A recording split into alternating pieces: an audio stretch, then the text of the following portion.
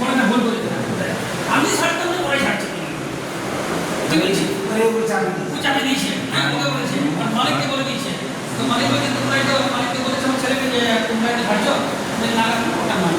তখন আমি ছেলেগুলো ভালো করেছি। এখন তো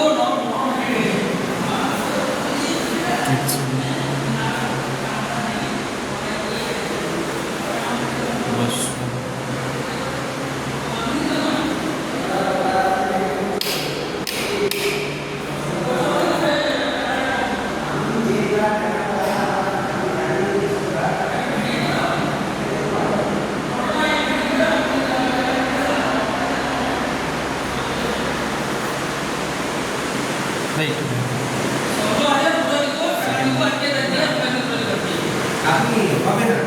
কেননা 14,000 টাকা মেনটেন্যান্স নিয়ে মালিকের ভাড়া, বাদ বাকি যে 3,300 টাকা, এটা আপনি ও যে হিসাব করতে দেখি, বেড কত টাকা, আলমারি কত টাকা, ফ্রিজ কত টাকা, ওয়াশিং মেশিন কত টাকা, সিলিন্ডার কত টাকা,